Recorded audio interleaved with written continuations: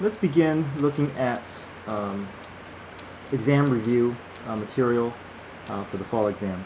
So first topic up is limits. So number one says using the graph of f of x that we see to the right, find the below values. So as we are thinking about limits, keep in mind that we are evaluating the y values. Okay, so limit is talking about the y values as we approach a specific x value. So limit as x approaches infinity, we're going to follow the left branch towards -infinity. We see that this arrow is getting closer and closer to the y value of 0, so therefore we see that the limit is going to be 0. Limit as x approaches -2, so in order for a limit to exist, then both sides of the graph on either side of -2 has to approach the same y value. Okay, so here we see that there's a vertical asymptote. On the left side of -2, we see y value going to infinity. On the right side, we see that it's going to positive infinity, so therefore limit is not going to exist. And for part C, limit as x approaches -2 from the left side of -2.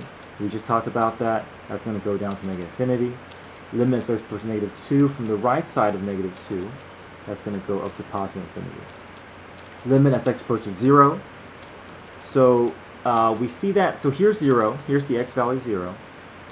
From the left side of 0, we see the y value is approaching, looks like a half. On the right side, it is approaching another y value. Okay? They're not going to connect, they're not going to approach the same y value, so therefore limit is not going to exist. Let's look at part F. Limit as x approaches 0 from the right side of 0. So if we see that there's this notation with a plus or minus that sits as an exponent, then that tells us that we're only looking at the limit from one side of that x value. So here we're only looking at the limit as x approaches 0 from the right side of 0. We see the y value is approaching 4. From the left side of 0, we see that the y value is approaching 0.5. The limit as x approaches 2, the y value are the graph is connecting to the same y value of 0.5. So a limit is going to exist even if there is a hole in the graph, as long as the graph connects to the same point. Okay, then the limit is going to exist, and limit is asking for the y value. So limit as x approaches 4. As we approach 4, we see that the graph isn't going to connect, so there's the limit is not going to exist.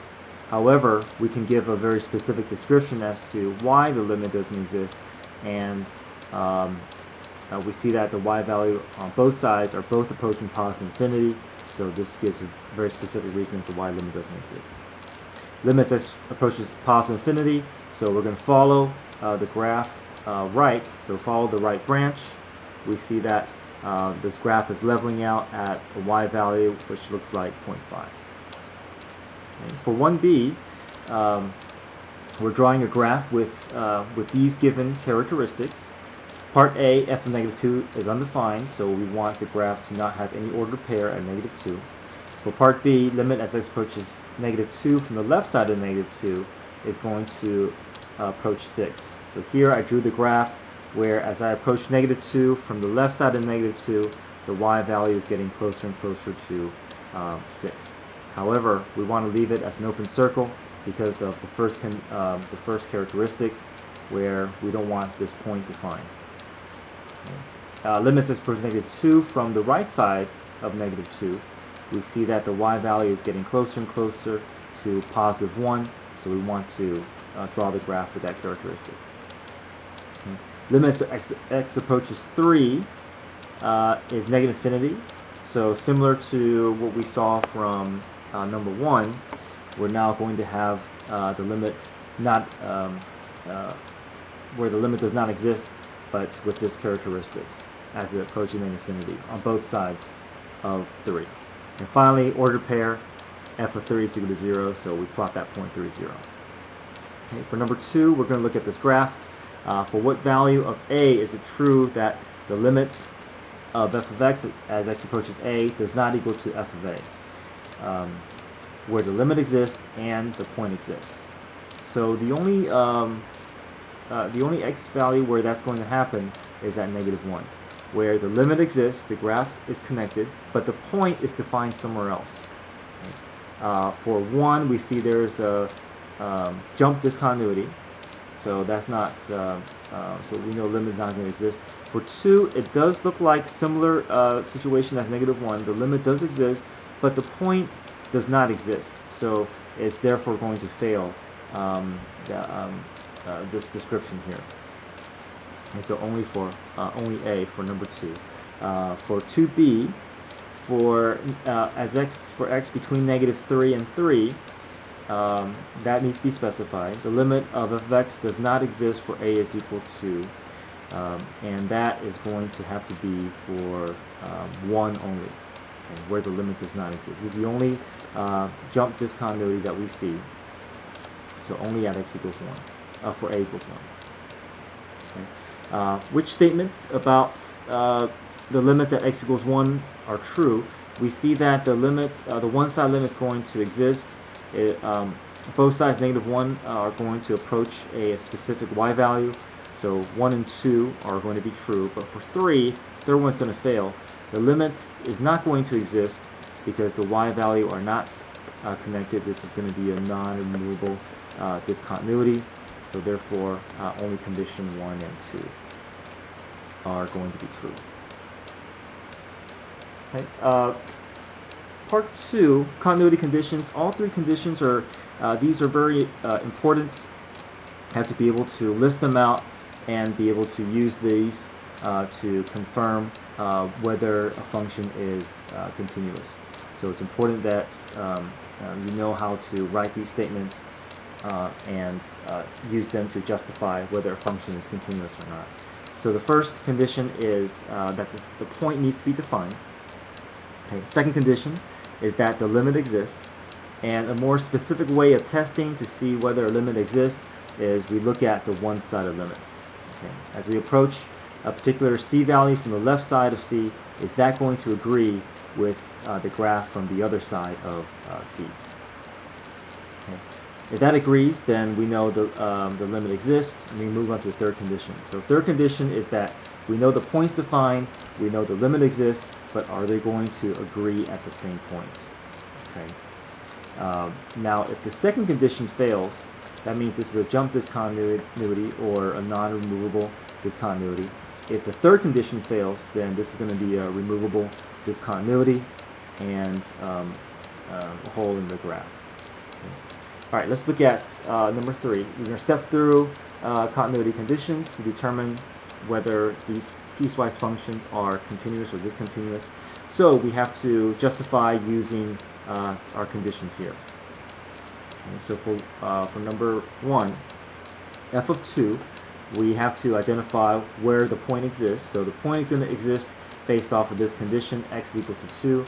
Plug 2 in for x, we get 1 plus 1, which is 2. So we know the point exists. Second condition, limit as x approaches 2 from the left side of 2. That is going to be with this description, or with the x less than or equal to 2. So we choose the first branch, plug 2 in for x, and we're going to get 2. X approaches 2 from the right side of 2. That's going to meet this condition. So limit as x approaches 2 from the right side of 2. For 3 minus x, plug in 2, we get 3 minus 2, which is 1.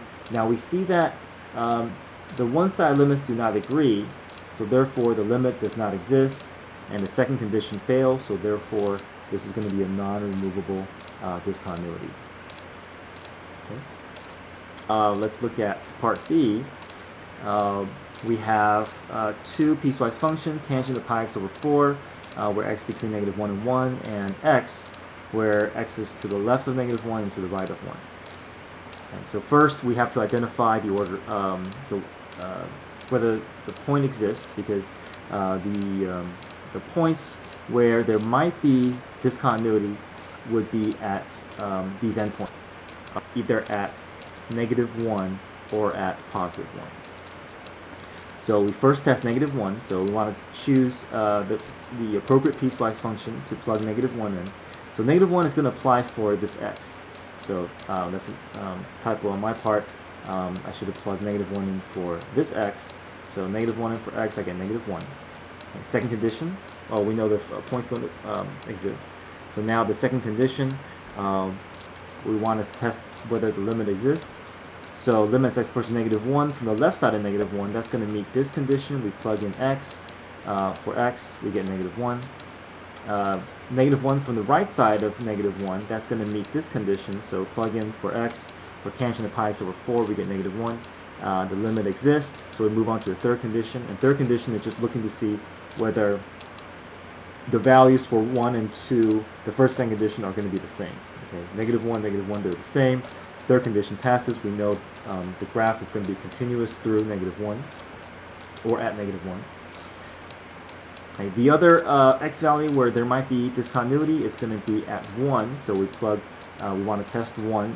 Go through our conditions to see whether a function is continuous at 1. So first condition, we look to see where 1 is defined. 1 is defined for the second piecewise function. So plug 1 in for x, and we're going to get 1.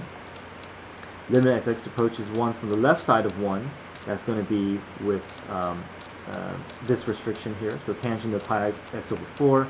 Plugging 1 in for x, we get tangent pi over 4, which is 1. Limit as x approaches 1 from the right side of 1. That's going to be with this piecewise function. Plugging 1 in for x, we get 1. And the limit is going to exist because the one-side limits are going to agree. And now we look at the third condition where the second look to see whether these values are the same. 1 is equal to 1. Third condition passes. Therefore, we know our function is continuous at x equals 1 and x equals -1. Those are the only potential points, okay, where the graph may not be continuous. So a graph is going to be continuous for all x in our domain.